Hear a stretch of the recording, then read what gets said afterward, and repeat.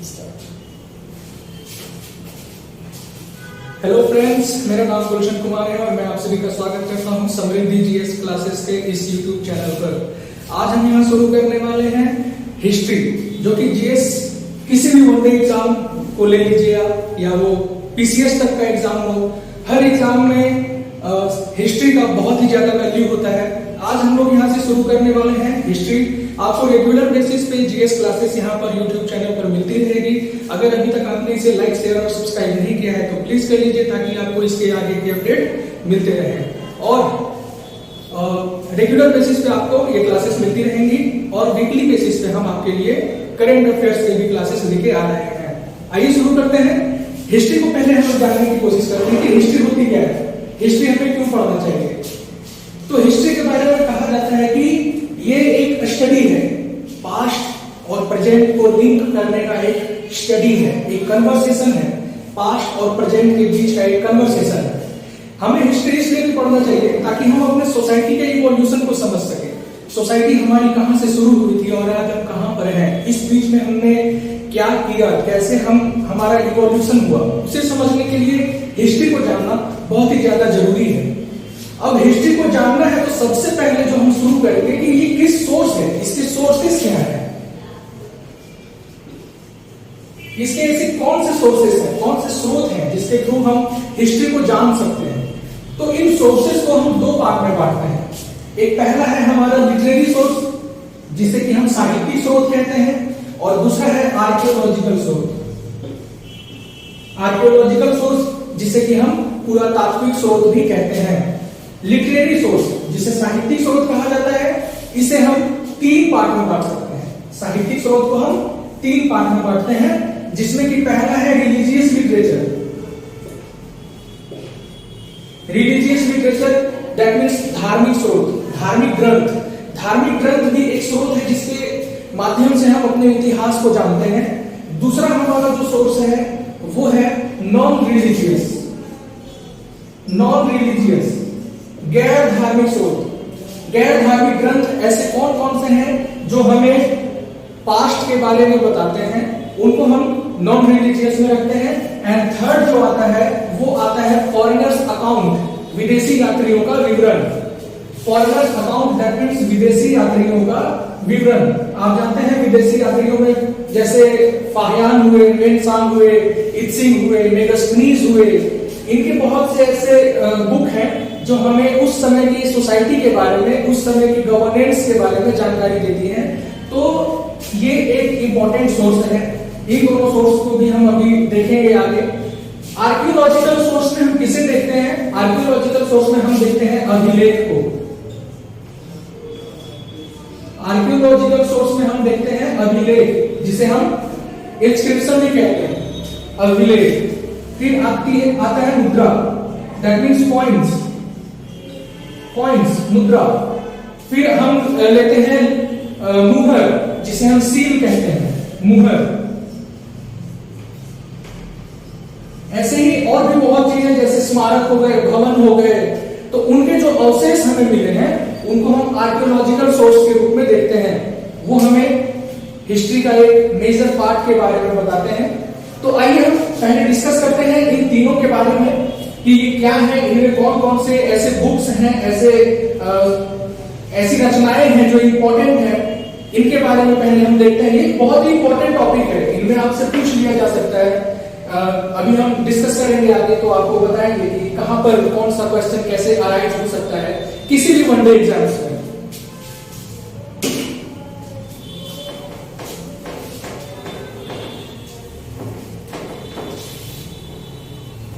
जो religious literature है, धार्मिक ग्रंथ है, धार्मिक ग्रंथ में सबसे पहले नाम आता है वेद का। धार्मिक ग्रंथ में सबसे पहले नाम आता है वेद का। वेद के बाद उपनिषद, वेद के बाद जिनका नाम आता है वो है उपनिषद। तीसरे हैं महाकाव्य, महाकाव्य। इसके बाद स्थान आता है पुराणों का, पुराण। फिर इसके बाद स्मृति ग्रंथ, स्मृति ग्रंथ इनका नाम आता है। और इसमें हम और भी देखेंगे कि ब्राह्मण ग्रंथ भी इसमें आते हैं, आरण्यक वगैरह भी आते हैं, तो उन सब को भी हम देखेंगे। पहले हम बात करेंगे वेद के बारे में। जैसा कि आप जानते भी होंगे, आपने कहीं पढ़ा भी होगा, और अगर नहीं भी पढ़ा है तो आज हम बिल्कुल नया फ्रेश अपना सिलेबस शुरू कर रहे हैं, तो आप हमारे साथ बने रहिए। आपको बाकी के अपडेट के लिए प्लीज लाइक शेयर और सब्सक्राइब जरूर कीजिएगा। वेद जो है ये 4 प्रकार के हैं।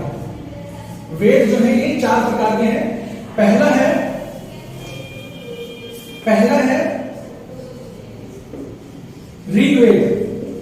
ऋग्वेद, दूसरा है सामवेद, तीसरा है यजुर्वेद, और चौथा है अथर्ववेद। ये 4 वेद हैं। ये 4 वेद हैं। इन्हें 4 संहिता भी कहा जाता है। देखिए, ये जो है ऋग्वैदिक काल का ग्रंथ है। ये सिर्फ ऋग्वैदिक काल का ग्रंथ है। बाकी तीनों जो है उत्तर वैदिक काल के ग्रंथ हैं। बाकी तीनों उत्तर वैदिक काल के ग्रंथ हैं। अगर काल के आधार पर आपको डिवीजन करने के लिए कहा जाए तो ये हो जाएगा सिर्फ ऋग्वैदिक काल का। ऋग्वैदिक काल का जो एरा था वो 1500 से 1000 ईसा पूर्व तक माना जाता है ऋग्वैदिक काल का एरा। तो अगर आपको काल के आधार पे इन चारों को डिफरेंशिएट करने को कह दे तो ऋग्वेद एकमात्र ऐसा ग्रंथ है जो ऋग्वैदिक काल के बारे में आपको बताता है। ये तीनों जो है ये उत्तर वैदिक काल के ग्रंथ हैं। उत्तर वैदिक काल के ग्रंथ दैट मीन्स 1000 से लेके 500 ईसा पूर्व तक ये उत्तर वैदिक काल के ग्रंथ हैं। काल के आधार पर आपको डिवीजन करने के लिए दे तो ये तीनों एक ग्रुप में रहेंगे, ये अलग ग्रुप में रहेगा। बट अगर सब्जेक्ट के आधार पर आपको डिवाइड करने के लिए दे दे तो ये आ जाएंगे एक ग्रुप में। वेद त्रयी कहा जाता है इन तीनों को मिला के।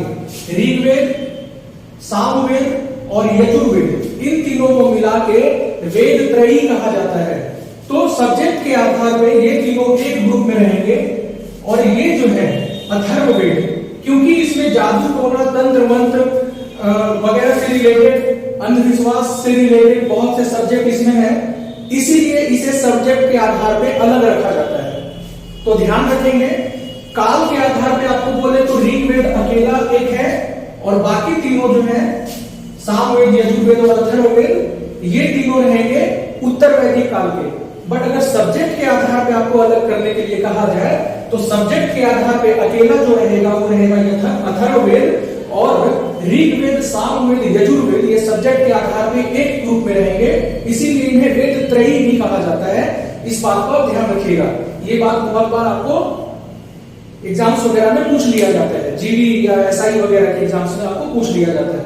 आइए हम लोग ऋग्वेद की चर्चा करते हैं।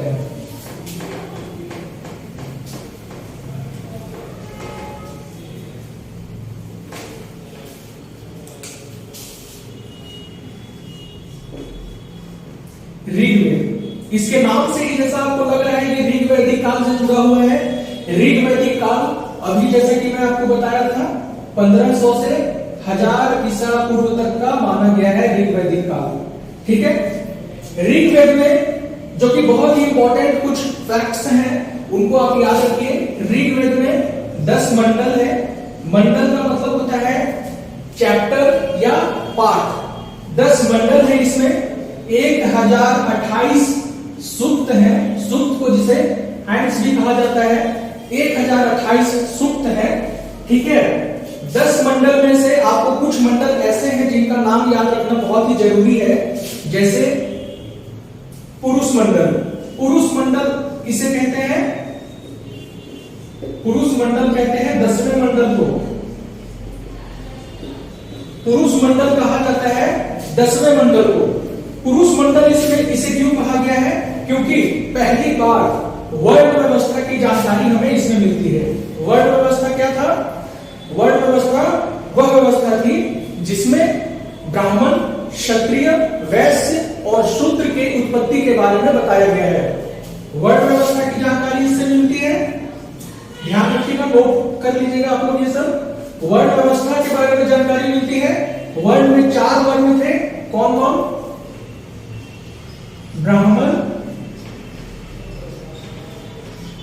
क्षत्रिय, वैश्य और शूद्र। अब इसकी उत्पत्ति बताई गई है ब्रह्मा के मुख से, इसके क्षत्रिय की भुजाओं से, वैश्य के थाई जांघों से और शूद्र की उत्पत्ति बताई गई है पैरों से। ठीक है, इस बात को याद रखिएगा। इसका उल्लेख मिलता है पुरुष मंडल में। पुरुष मंडल कहा जाता है 10वें मंडल को। एक बात आप और याद रखिएगा, किसी भी वनडे एग्जाम्स में बहुत ही आसानी से ये पूछ लिया जाता है कि ऋग्वेद का कौन सा पार्ट है जिसको सबसे लास्ट में जोड़ा गया। सबसे लास्ट में 2 पार्ट को जोड़ा गया था, एक था फर्स्ट और दूसरा था 10वां। ठीक है, 10th। तो पहला और 10वां मंडल को सबसे लास्ट में जोड़ा गया था ऋग्वेद में। अगर ये दोनों आपको ऑप्शन में दिखे कि सबसे लास्ट में किसे जोड़ा गया है, तो आप 10वें मंडल पे ही टिक लगाएंगे। ठीक है, 10वां मंडल ही सबसे लास्ट में आया था। अब ये हो गई लास्ट की बात। तो सबसे पुराना कौन है? दूसरे से लेके 8वें मंडल तक का जो पार्ट है इसे सबसे पुराना माना जाता है। ठीक है, दूसरे से लेके 8वें तक का जो पार्ट है इसे सबसे पुराना माना जाता है। अब जो हम मंडल का उल्लेख कर रहे थे, इसमें एक मंडल आपको और याद रखना है, उसका नाम है सोम मंडल। सोम मंडल जो कि है 9वां मंडल। ठीक है, सोम मंडल पहला पुरुष मंडल जो कि 10वां मंडल था, अब यह है सोम मंडल। सोम मंडल 9वें मंडल को कहा जाता है। इसका नाम सोम मंडल क्यों पड़ा? क्योंकि ऋग्वेद में वनस्पति के देवता होते थे सोम। सोम नाम के देवता थे जिन्हें वनस्पति का देवता कहा जाता था। उनके नाम पे इस मंडल का नाम सोम मंडल पड़ा है, क्योंकि ऋग्वैदिक काल में सोम वनस्पति से बना हुआ सोम रस बहुत ही ज्यादा फेमस था, बहुत ही ज्यादा प्रसिद्ध था समाज में। कोई भी रिचुअल होता था, कोई भी विधि विधान होता था, कोई भी धार्मिक कार्य होता था, तो उसमें अतिथियों के साथ साथ पुरोहितों को भी सोम रस पिलाया जाता था। तो सोम वनस्पति की महत्ता के कारण, सोम वनस्पति की जो प्रसिद्धि थी उसके कारण एक मंडल की रचना की गई, क्योंकि वनस्पति के देवता होते थे सोम, उनके नाम पे इस मंडल का नाम रखा गया है सोम मंडल। तो याद रखिएगा, 10वें मंडल को हमने कहा पुरुष मंडल, उसमें वर्ण अवस्था की जानकारी मिलती है, और 9वें मंडल को हमने कहा सोम मंडल, जिसमें कि हमें सोम वनस्पति से बना सोमरस का उल्लेख मिलता है। इसके बाद हम तीसरे मंडल पे ध्यान देंगे। ये बहुत इंपॉर्टेंट है, यहां से क्वेश्चन पूछ लिया जाता है। तीसरे मंडल की विशेषता क्या है? तीसरे मंडल में विश्वामित्र एक ऋषि होते थे ऋग्वैदिक काल में। विश्वामित्र, इनके द्वारा उल्लिखित या इनके द्वारा रचित गायत्री मंत्र का उल्लेख मिलता है तीसरे मंडल में। याद रखिएगा, गायत्री मंत्र का उल्लेख मिलता है तीसरे मंडल में। ठीक है, तीसरे मंडल में विश्वामित्र द्वारा रचित गायत्री मंत्र का उल्लेख मिलता है। गायत्री मंत्र किस देवता को समर्पित है? तो गायत्री मंत्र जो है ये सूर्य देवता को समर्पित है। ठीक है, ये फैक्ट आप याद रखिएगा, गायत्री मंत्र जो है ये सूर्य देवता को समर्पित है। इसके बाद जो हम चौथा मंडल जो है, इसमें कृषि का उल्लेख है। हालांकि ये बहुत इंपॉर्टेंट नहीं है, चौथे मंडल को आप स्किप कर सकते हैं। चौथे मंडल पे लेकिन ऐसे ही याद रखिए कि कृषि का उल्लेख है। ठीक है, एक मंडल आप और याद रखिए जो कि है 7वां मंडल। 7वां मंडल, 7वें मंडल में विश्वामित्र के समकालीन एक ऋषि होते थे, उनका नाम था वशिष्ठ।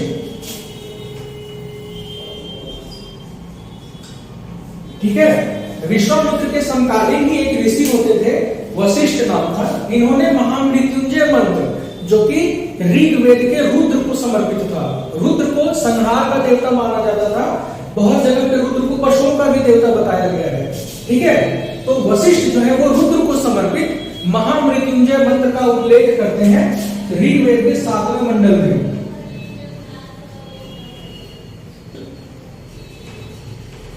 महामृत्युंजय मंत्र याद रखेंगे। ठीक है, 7वें मंडल में।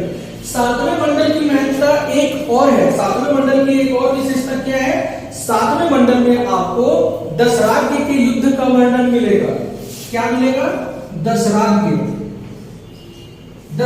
का युद्ध, जो कि ऋग्वेद में बहुत ही इंपॉर्टेंट तरीके से इसको बताया गया है। ये अक्सर पूछ लिया जाता है कि दशराज्ञ का युद्ध किनके बीच हुआ था। तो आपको कभी पूछ लेगा दशराज्ञ का युद्ध का उल्लेख कहां पर है, तो दशराज्ञ के युद्ध का उल्लेख ऋग्वेद के 7वें मंडल में है, जहां महर्षि वशिष्ठ के द्वारा रचित महामृत्युंजय मंत्र का भी उल्लेख मिलता है। तो दशराज्ञ का युद्ध राजा सुदास, जो कि भरत वंश से थे, और 10 राजा जिसमें 5 आर्य और 5 अनार्य शामिल थे, ठीक है, उनके बीच लड़ा गया ये युद्ध था दशराज्ञ का युद्ध। दशराज्ञ का युद्ध किस नदी के किनारे हुआ था? तो उस नदी का नाम है परुष्णी नदी।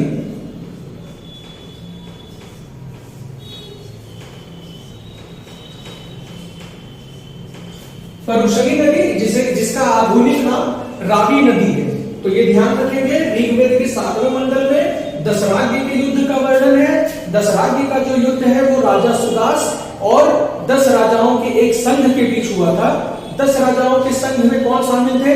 5 आर्य जिन्हें पंचजन कहा जाता था और 5 अनार्य, ठीक है। तो इन 10 राजाओं का एक संघ था जो कि भरत वंश के राजा सुदास के खिलाफ लड़े थे, लेकिन राजा सुदास की जीत हो गई थी परुष्णी नदी के तट पे, जिसका आधुनिक नाम रावी नदी है, ठीक है। इतना फैक्ट आप याद रखेंगे, एग्जाम्स के लिए इतना काफी है। आगे हम लोग बढ़ते हैं।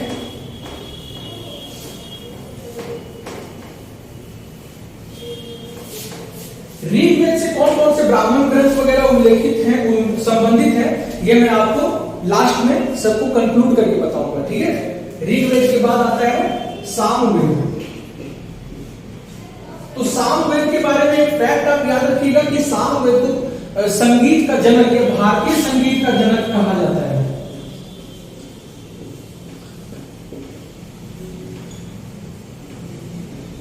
ऋग्वेद को भारतीय संगीत का जनक या the father of Indian music भी कहा जाता है। क्यों?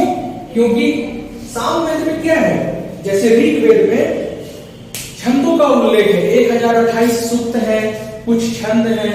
सामवेद का मतलब है कि यज्ञ वगैरह करते समय उन मंत्रों को कैसे गाया जाना है।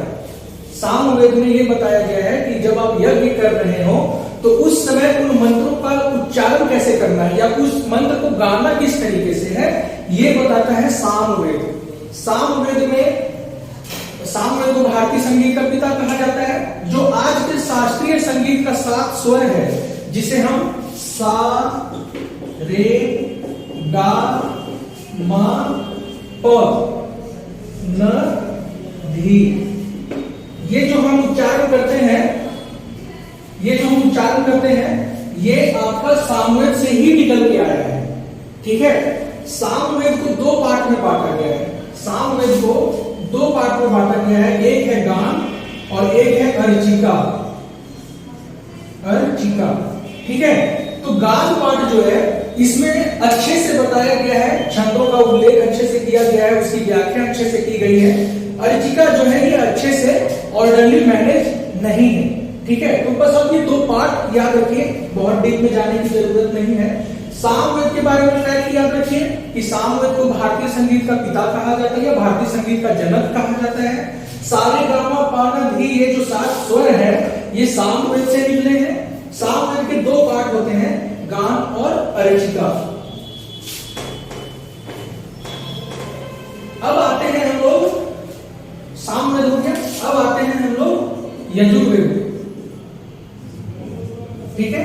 आते हैं यजुर्वेद से संबंधित बहुत कुछ फैक्ट वैसा आपको याद रखने की जरूरत नहीं है।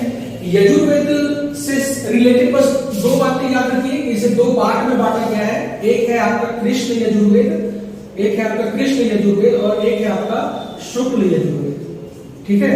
शुक्ल यजुर्वेद, यजुर्वेद से संबंधित 2 फैक्ट बस याद रखिए कि कृष्ण यजुर्वेद और शुक्ल यजुर्वेद में इसे बांटा जाता है, ठीक है।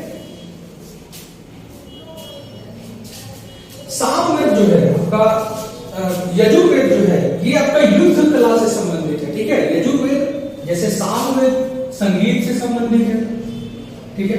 उसी प्रकार से जो यजुर्वेद है ये आपका युद्ध कला से संबंधित है। किससे संबंधित है? युद्ध कला। युद्ध कला से संबंधित है। ठीक है, दो पार्ट में बांटा गया है, कृष्ण यजुर्वेद और शुक्ल यजुर्वेद। इसके बाद आता है अथर्ववेद। अथर्ववेद की रचना कौन किसने की थी? इसके रचयिता के नाम याद रखिएगा क्योंकि रचयिता इनकी इंपॉर्टेंट है। अथर्ववेद के रचयिता के नाम, अथर्ववेद का रचयिता जो है वो है अथर्व ऋषि। अथर्व ऋषि या इनके साथ एक और थे, उनका नाम था अंगिरस। अथर्व ऋषि के साथ जो थे उनका नाम था अंगिरस। इन्हीं दोनों की वजह से अथर्ववेद को अथर्वांगिरस भी कहा जाता है।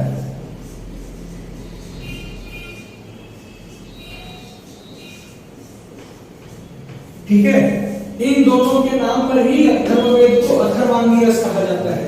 अथर्वांगिरस में क्या है? जादू टोना है और अथर्वांगिरस में जादू टोना, तंत्र मंत्र, इन सब का उल्लेख है इसमें। ठीक है, अथर्ववेद में। अब देखिए आपको 2 या 3 पॉइंट आपको और याद रखने चाहिए जो कि इनके पढ़ने वाले क्या कहलाते हैं। ठीक है,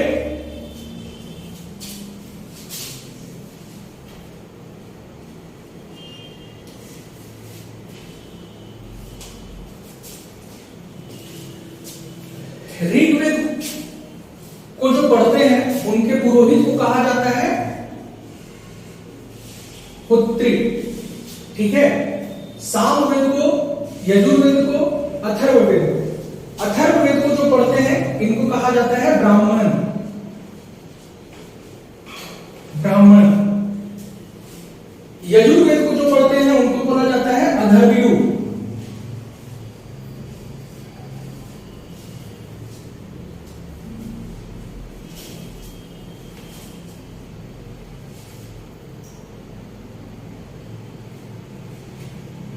ठीक है,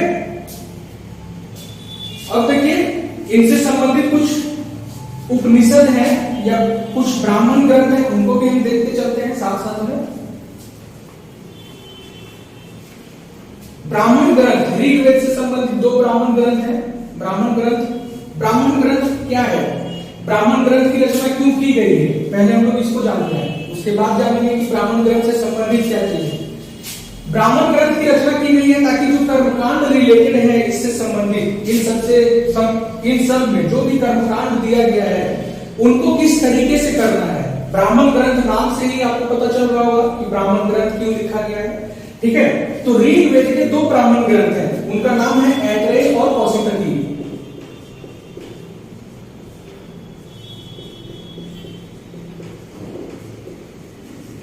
ऋग्वेद के 2 ब्राह्मण ग्रंथ हैं, पहला है ऐतरेय, दूसरा है कौशिकी। ठीक है, सामवेद के 2 ब्राह्मण ग्रंथ हैं जिनमें एक है शतपथ और दूसरा है तैत्तिरीय।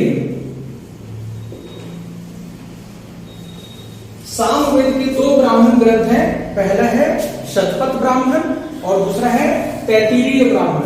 ठीक है, यजुर्वेद के 2 पंचविश, यजुर्वेद के 2 कौन कौन से हैं? पंचविश या जैमिनीय। ये है इसके ब्राह्मण ग्रंथ। और जो आपका अथर्ववेद है इसका केवल एक ब्राह्मण ग्रंथ है, उसका नाम है गोपथ। ठीक है, अथर्ववेद का केवल एक ब्राह्मण ग्रंथ है और उसका नाम है गोपथ।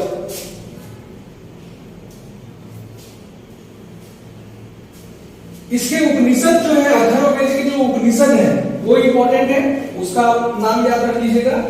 इसके उपनिषद है मुंडकोपनिषद, मांडुक्य उपनिषद और प्रश्नोपनिषद। मुंडकोपनिषद, मांडुक्य उपनिषद और प्रश्नोपनिषद। आपको याद होगा कि जो सत्यमेव जयते हैं वो हम यहीं से लिए हैं। ठीक है, मुंडकोपनिषद से। इस बात को आप याद रखिएगा, आपसे क्वेश्चन पूछ लिया जा सकता है कि भारत का जो सत्यमेव जयते का जो वर्ड है भारत के रूप में, उसको कहां से लिया गया है? उसको लिया गया है मुंडकोपनिषद से। ठीक है, तो यहां तक आप लोगों को अच्छे से समझ में आ गया होगा।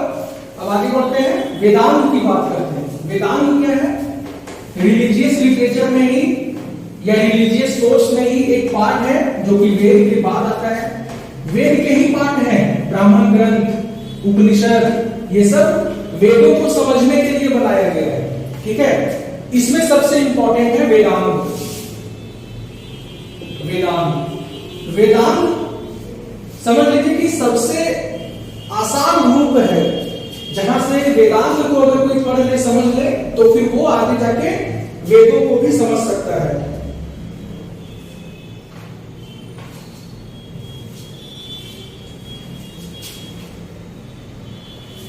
ठीक है, आइए बात करते हैं वेदांत की। वेदांतों की संख्या 6 है। वेदांतों की संख्या 6 है। कौन कौन से?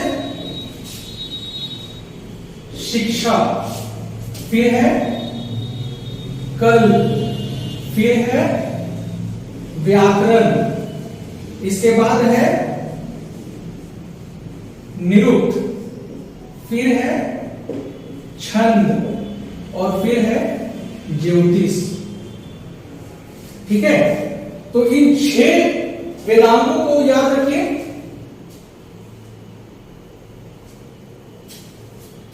इन वेदांतों से और वेदों की सहायता से, इनका इंपॉर्टेंस क्यों है, हम सोर्सेस में भी क्यों पढ़ रहे हैं, लिटरेचर सोर्सेस, इनके थ्रू हम आर्यों की जानकारी लेते हैं। आर्यों का समाज कैसा था, आर्यों की शासन प्रणाली कैसी थी, आर्य समाज को कैसे चलाते थे, इन सब चीजों की जानकारी हम वेद और वेदांत, आरण्यक, उपनिषद, इन सब से प्राप्त करते हैं।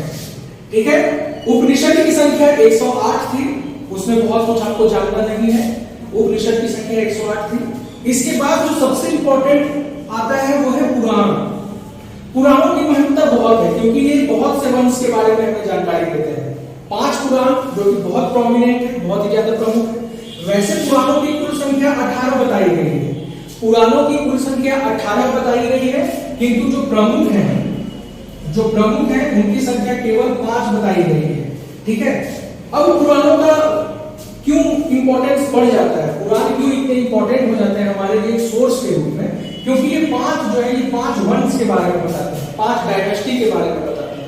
ठीक है, तो ये जो 5 पुराण हैं, कौन कौन से हैं? मत्स्य पुराण, दूसरा है वायु पुराण, तीसरा है भागवत पुराण,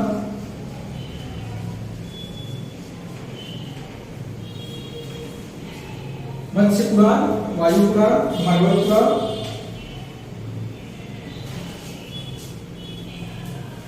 इसमें सबसे पुराना अगर आपसे पूछ लिया जाए कि सबसे प्राचीन कौन है, तो देखिए इन दोनों में कॉन्फ्लिक्ट है।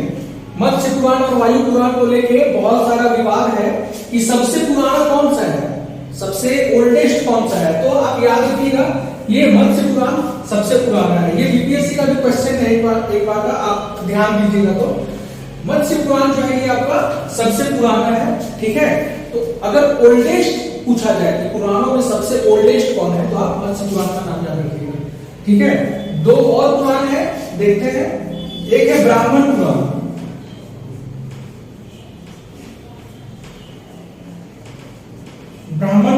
जो कि बहुत इंपॉर्टेंट है, और जो लास्ट है वो है विष्णु पुराण।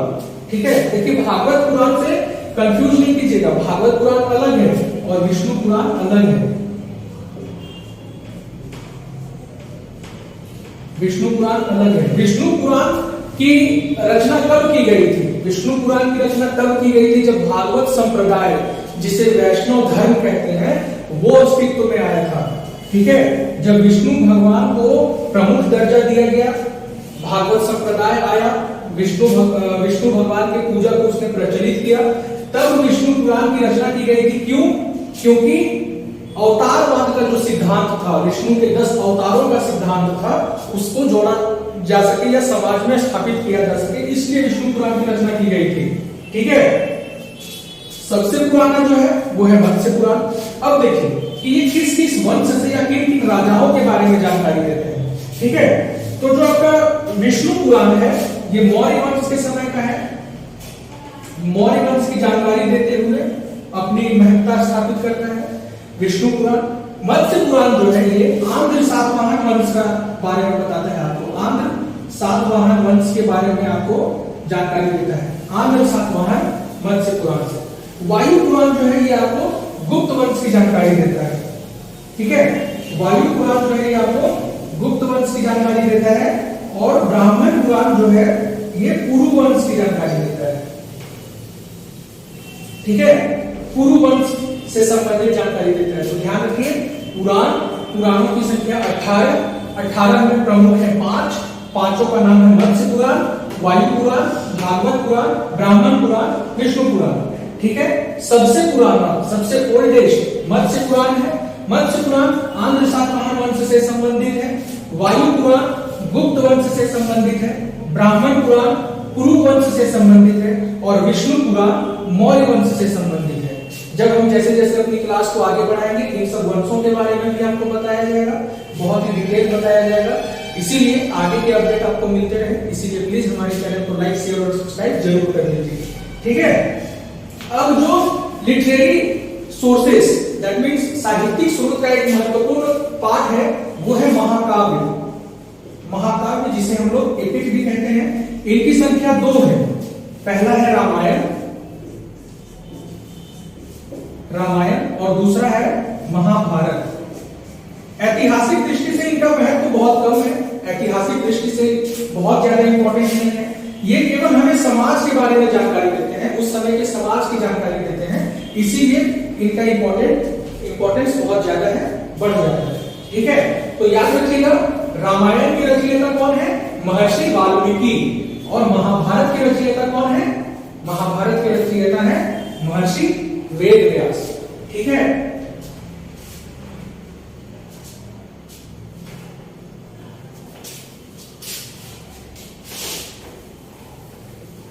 तो हमें धार्मिक स्रोत, जो कि साहित्यिक स्रोत का एक पार्ट है धार्मिक स्रोत, उसमें हमें कुछ इतना ही इंपॉर्टेंट है जो याद रखना है किसी भी वनडे एग्जाम के नजरिए से। अब हम लोग आते हैं नॉन रिलीजियस। एक बात ध्यान रखिएगा कि जो रिलीजियस में था, रिलीजियस को हमने 2 पार्ट में, रिलीजियस लिटरेचर को हम 2 पार्ट में बांटेंगे। एक बांटेंगे वैदिक ग्रंथ या ब्राह्मण ग्रंथ। ठीक है, इसे वैदिक ग्रंथ भी कह देते हैं, जो कि वेद काल से संबंधित जानकारी देता है ना। ब्राह्मण ग्रंथ भी इसे कहते हैं क्योंकि इसमें रामायण, महाकाव्य वगैरह को भी हम लोग जोड़ते हैं। एक आएगा नॉन ब्राह्मण यानी कि गैर ब्राह्मण साहित्य या गैर ब्राह्मण ग्रंथ। गैर ब्राह्मण ग्रंथ, ठीक है, गैर ब्राह्मण ग्रंथ में हम किसे रखेंगे? बौद्ध साहित्य को या बौद्ध ग्रंथ को, जो ग्रंथ बौद्ध धर्म से संबंधित है। और दूसरा हम लोग देखेंगे जैन ग्रंथ को। ठीक है, तो गैर ब्राह्मण ग्रंथ में बौद्ध ग्रंथ, जैन ग्रंथ, जो कि इन दोनों धर्मों से संबंधित है। इसके बारे में हम लोग देखते हैं बौद्ध ग्रंथ को क्या कहा जाता है? बौद्ध ग्रंथ को कहा जाता है त्रिपिटक। याद रखिएगा, बौद्ध ग्रंथ को कहा जाता है त्रिपिटक और जैन ग्रंथ को कहा जाता है आगम। ठीक है, अब एक बात और ध्यान रखिएगा, जो बौद्ध ग्रंथ है ये पाली भाषा में लिखी गई ग्रंथ है। ठीक है, बौद्ध ग्रंथ जो है ये पाली भाषा में लिखी गई ग्रंथ है। कहीं कहीं आपको अर्धमागधी भी मिलेगा, क्योंकि बाद में लोग और ज्यादा लोकल लैंग्वेज जो था अर्धमागधी, जो बिहार वाले एरिया में खास करके बोला जाता था, मगध वाले एरिया में बोला जाता था, उसको अर्धमागधी भी कहते हैं। ठीक है, तो बौद्ध जो है ये पाली भाषा में या अर्धमागधी भाषा में अपने ग्रंथों की रचना करते हैं। त्रिपिटक कहा जाता है इनके ग्रंथों को। ठीक है,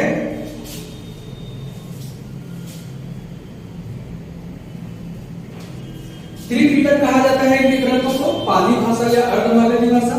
जैन ग्रंथ जिन्हें आगम कहा गया है, इनकी रचना की गई है प्राकृत भाषा में। याद रखिएगा, जैन ग्रंथ जो है इनकी रचना प्राकृत भाषा में की गई है और जैन ग्रंथ को हम लोग आगम कहते हैं। ठीक है, आगम और त्रिपिटक। अब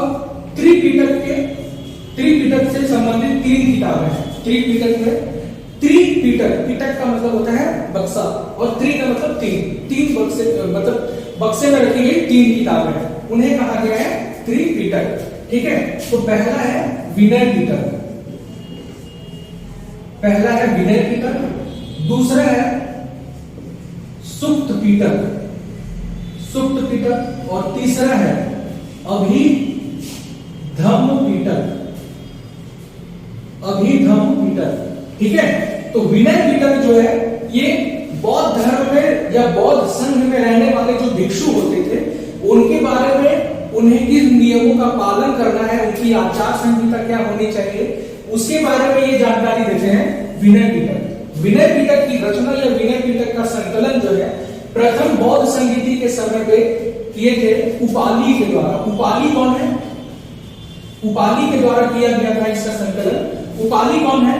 तो महात्मा बुद्ध के दो प्रमुख शिष्य थे, महात्मा बुद्ध के दो प्रमुख शिष्य थे, एक आनंद, दूसरे उपाली। तो उपाली जो है ये प्रथम बौद्ध संगीति के समय पे विनय पिटक का संकलन किए या रचना किए। विनय पिटक क्या बताता है? बौद्ध भिक्षुओं से, बौद्ध भिक्षुओं के लिए क्या नियम कानून है, उनको किन नियमों का पालन करना चाहिए, उसके बारे में हमें बताता है विनय पिटक। ठीक है, सुक्त पिटक जो है ये महात्मा बुद्ध की शिक्षाओं से संबंधित है।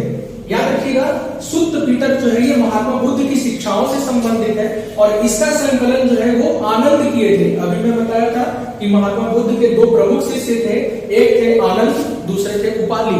तो उपाली विनय पिटक का संकलन करते हैं और सुक्त पिटक का संकलन करते हैं आनंद। ठीक है, आनंद। अब है अभिधम्म पिटक जो कि त्रिपिटकों का एक महत्वपूर्ण पार्ट है, अभिधम्म पिटक। तो अभिधम्म पिटक जो है ये बौद्ध धर्म की दार्शनिक व्याख्या की गई है इसमें। ठीक है, अभिधम्म पिटक में बौद्ध धर्म से संबंधित उसकी दार्शनिक व्याख्याओं को शामिल किया गया है अभिधम्म पिटक में। ठीक है, पाली भाषा में है, याद रखिएगा, अर्धमागधी में कहीं कहीं मिलता है, बाद में संस्कृत में भी आता है। तो बौद्ध के धार्मिक साहित्य में ये है। इसके अलावा भी दो साहित्य हैं जो बौद्ध धर्म से संबंधित है या बौद्ध धर्म के बारे में बताते हैं। उसे हम तब पढ़ेंगे जब हम पढ़ेंगे कि कैसे कैसे विभिन्न धर्मों का उदय हो रहा था। ब्राह्मण धर्म या वैदिक धर्म के विरोध में जाके जैन धर्म आया, बौद्ध धर्म आया, फिर ईसाई आया, इस्लाम आया। जब हम ये पढ़ेंगे तो मैं आपको बताऊंगा कि आगे कौन कौन से साहित्य या ग्रंथ हैं जिनके बारे में हमें जानना है। अभी फिलहाल जैन ग्रंथ के बारे में देखते हैं। जैन ग्रंथ को आगम कहा गया है। आगम में 12 अंग हैं। ठीक है, 12 अंग हैं। इसको दो पार्ट में बांटा गया है आगम को, अंग आगम और बाह्य अंग आगम। आगम ग्रंथ को दो पार्ट में बांटा गया है, अंग आगम और बाह्य अंग आगम। अंग आगम में 12 पार्ट हैं और बाह्य अंग आगम में भी 12 पार्ट हैं।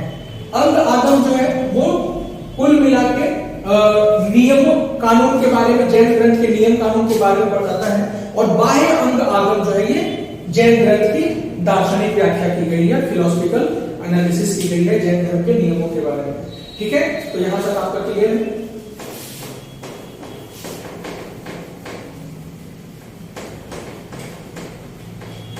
अब हम लोग देखते हैं रिलीजियस लिटरेचर को।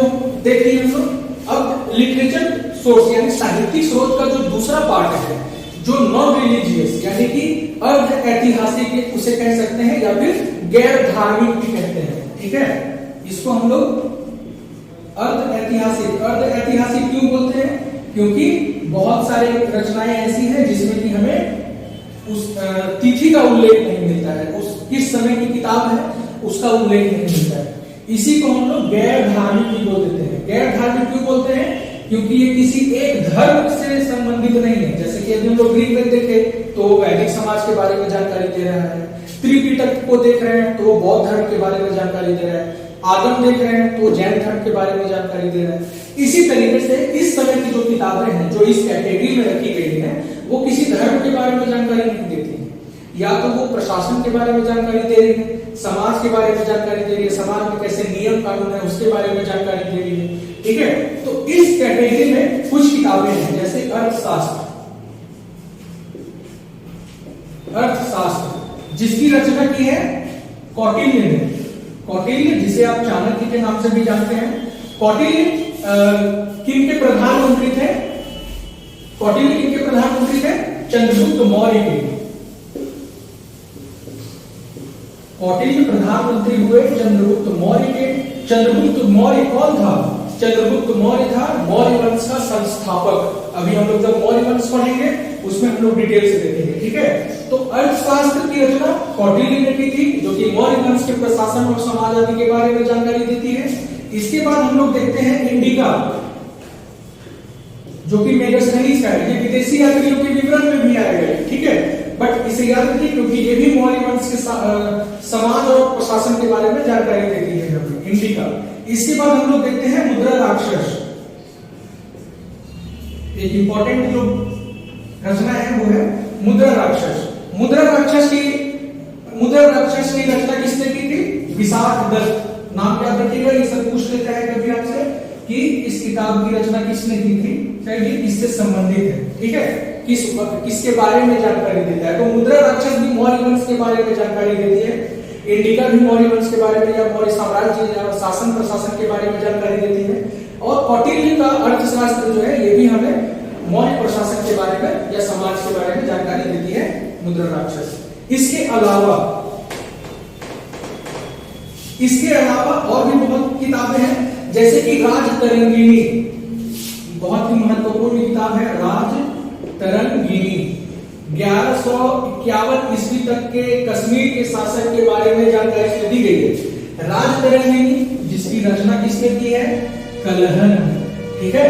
राजतरंगिणी कश्मीर के जो सम्राट हुए 1151 ईस्वी तक, उनके बारे में जानकारी दी गई है राजतरंगिणी में, ठीक है। राजतरंगिणी की रचना कलहन ने की थी। तो राजतरंगिणी जो बुक है इसे माना जाता है कि भारत में क्रमबद्ध ऐतिहासिक घटनाओं को लिखने का पहला प्रयास किया गया है राजतरंगिणी में, ठीक है। अगर आपसे मान लीजिए ऐसा क्वेश्चन पूछ लिया जाए कि किस ग्रंथ में सर्वप्रथम क्रमबद्ध ऐतिहासिक घटनाओं को लिखने का प्रयास किया गया, तो उसका आंसर होगा राजतरंगिणी। राजतरंगिणी की रचना किसने की थी? कलहन ने। याद रखिएगा इस पॉइंट को। राजतरंगिणी के बाद कुछ किताबें हैं, जैसे हम लोग ले सकते हैं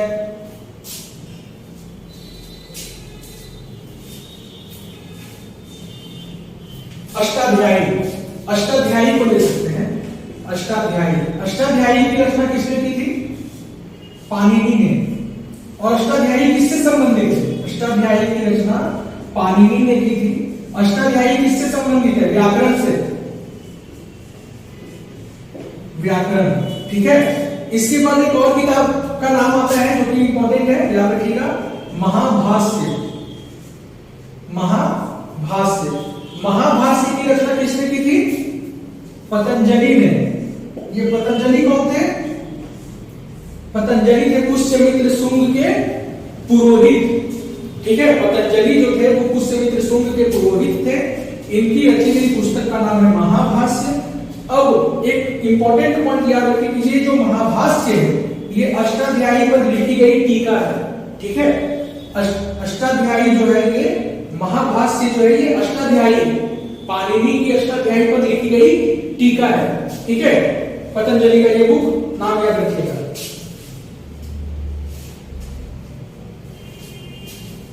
अर्थ ऐतिहासिक ग्रंथ कंप्लीट होता है।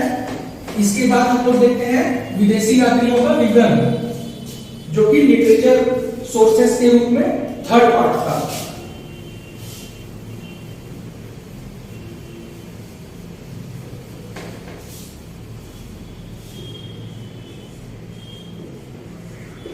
विदेशी यात्रियों का विवरण, ठीक है। इसमें कुछ, इसे भी हम लोग 3 में बांट सकते हैं। जैसे कि पहले आए चीनी यात्री का नाम आता है, पहले चीन से जो यात्री लोग आए थे, ठीक है। फिर हम लोग नाम लेते हैं यूनान तरफ से आने वाले यात्रियों का, यूनानी यात्री, ठीक है। और तीसरे जो आते हैं वो है अरब के यात्री,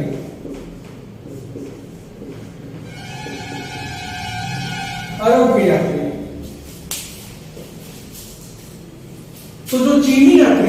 इनमें सॉरी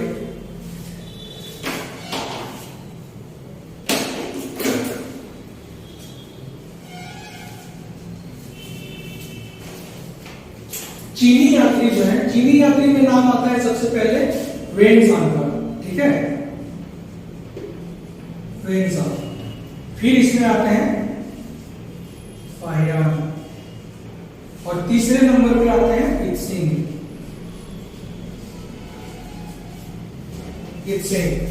ठीक है।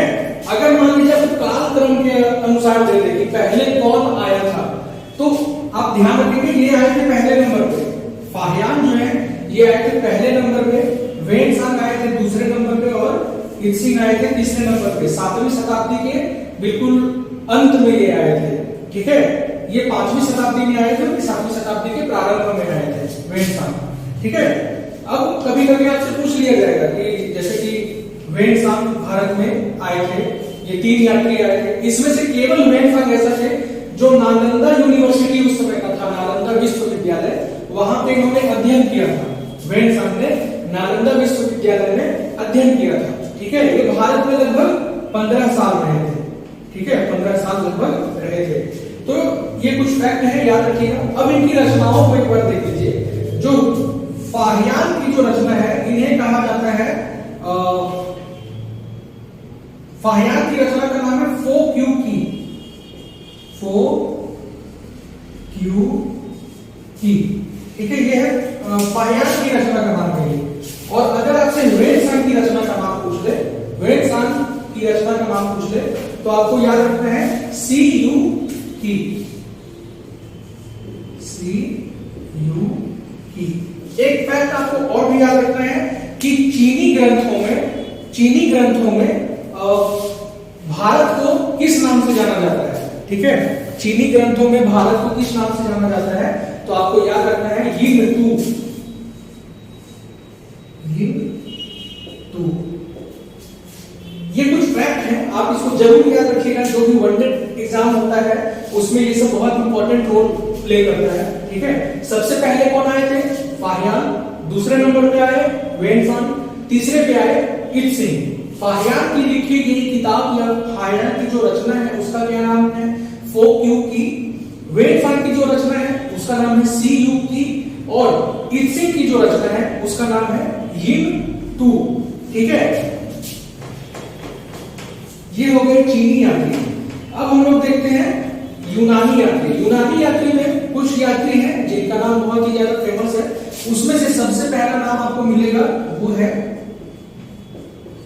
हेरोडोटस। हेरोडोटस, इन्हें इतिहास का पिता भी कहा जाता है, याद रखिएगा। हेरोडोटस इतिहास का पिता, क्योंकि सबसे पहले इतिहास को लिखने का काम जो शुरू किए थे वो इन्होंने ही किया था, बिल्कुल क्रमबद्ध तरीके से, ठीक है। हेरोडोटस। दूसरे में आते हैं टेसियस। टेसियस, हालांकि इनकी किन्हीं खास रचनाओं का उल्लेख नहीं है, बट यात्रियों का नाम आपको याद होना चाहिए कि ये कहां से आए थे। टेसियस। इसमें ही नाम आता है एराटोस्थनीज, मेगास्थनीज, इन सब का नाम आता है इसमें, ठीक है। तो ये यूनानी यात्री हुए। डाइमेटर्स हो जाएगा, प्लीनी हो जाएगा, ये सब आ जाएंगे यूनानी यात्री में, ठीक है। अरब के यात्री आए। अरब के यात्रियों का कुछ इंपॉर्टेंट नाम है, आप इसमें याद रखिएगा। अरब के यात्री में जो सबसे इंपॉर्टेंट है वो है इब्न बतूता। अरब के यात्रियों में सबसे इंपॉर्टेंट जो हुए वो हुए Ibn Battuta. Ibn Battuta Bharat कब आए थे? 1333 ईस्वी में। और फिर 1342 के आसपास इनको अपना राजदूत बना के चीन भेज दिया था। इस समय शासक कौन था? इस समय जो शासक था, इसी वर्ड से इसका नाम है। अगर आपको पता है तो कमेंट बॉक्स में बताइए, अदरवाइज हम लोग नेक्स्ट वीडियो में बताएंगे कि इसका नाम क्या था। इसी वर्ड से आपको याद रखना चाहिए, ठीक है। तो ये हमारे पास हो गया साहित्यिक स्रोत। अब हम लोग बात करते हैं पुरातात्विक स्रोत की।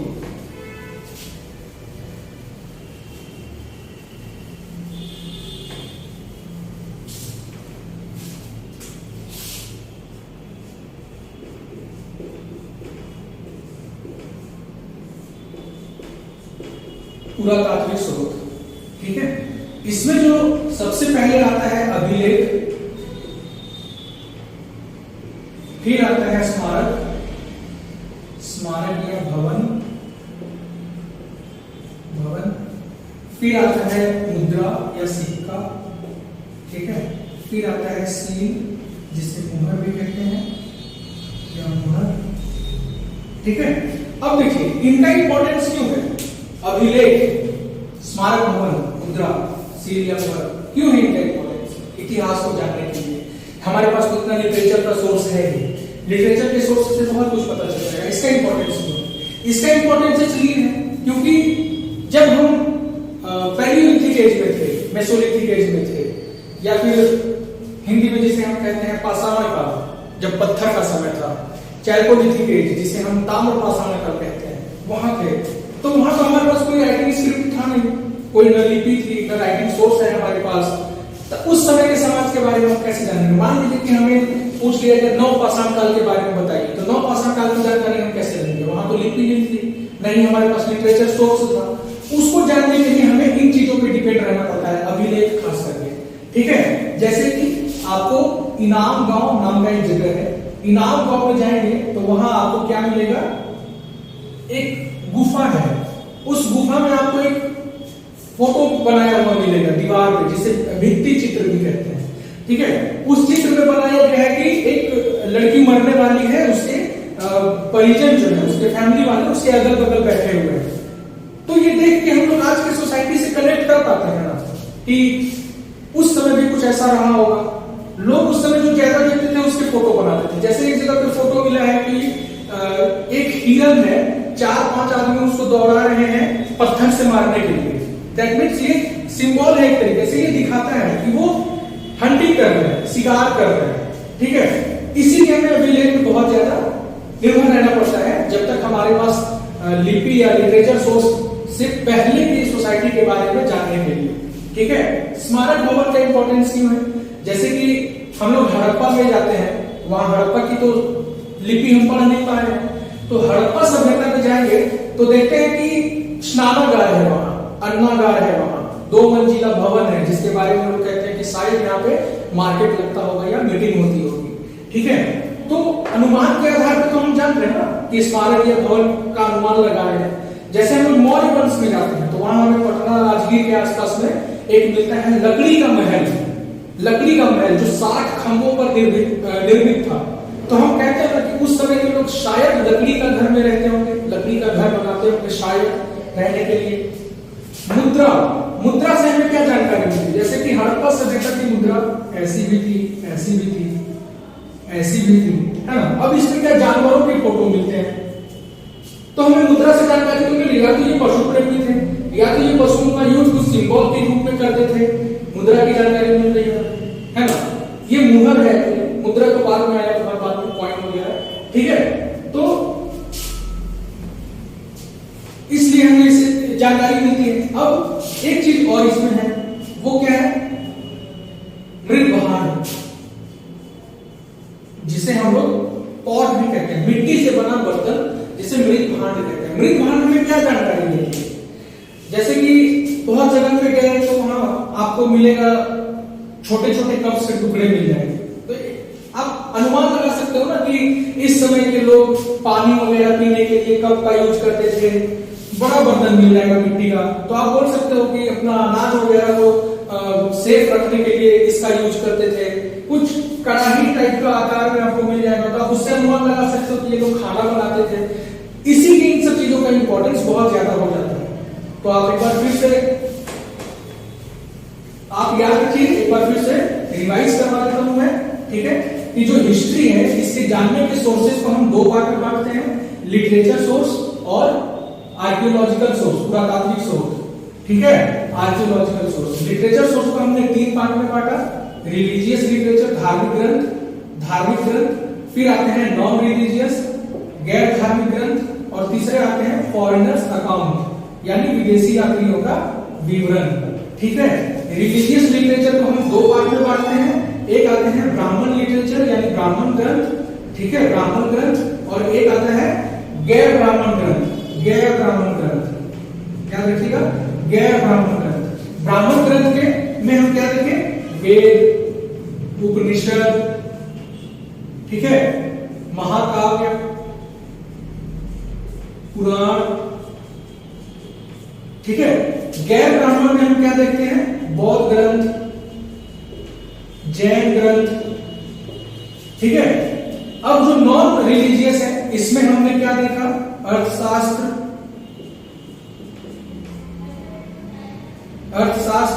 ठीक है। फिर क्या देखे, मुद्रा राक्षस,